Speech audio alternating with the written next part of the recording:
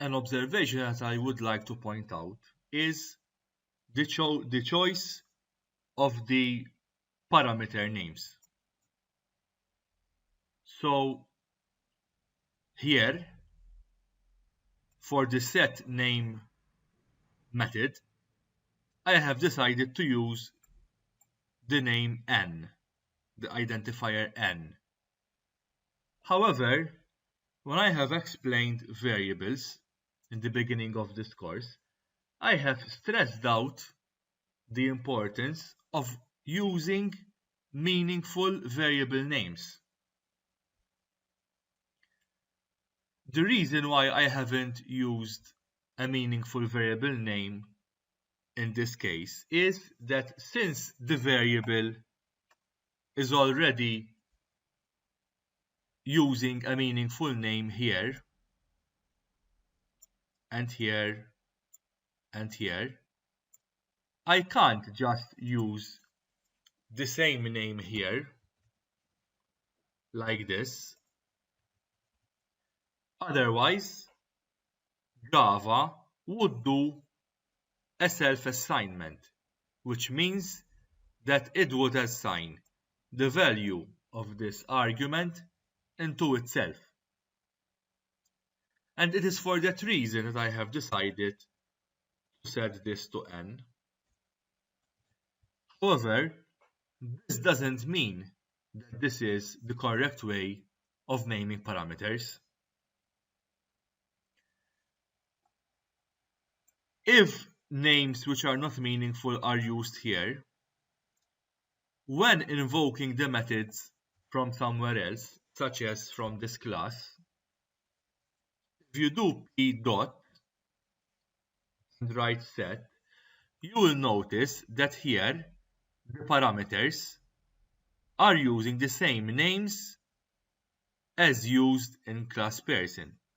So for age you have a, for name we have n, and for surname we have s.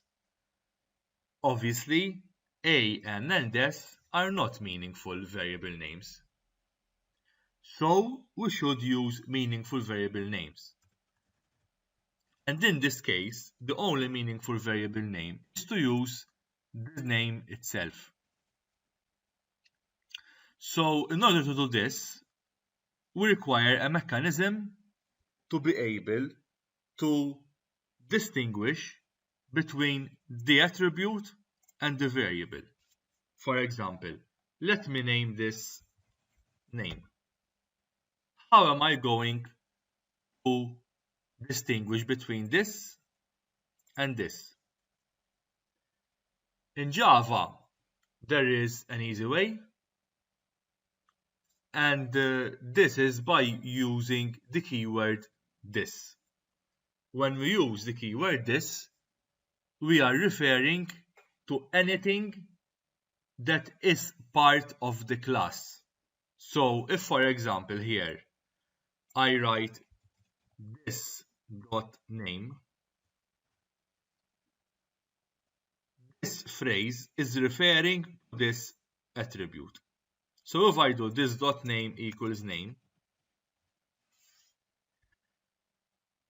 it will solve the problem because this name is referring to this, while this is referring to this. So what I'm going to do now is that I am going to update the other two parameters. So that is for the surname.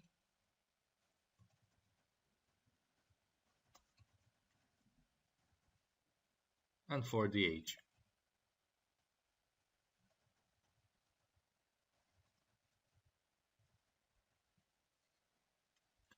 If now we go to the main class and write p dot, start writing set, you will notice that now the arguments here are meaningful. So we know that here we have to pass the name, and here we have to pass the age, and here we have to pass the surname.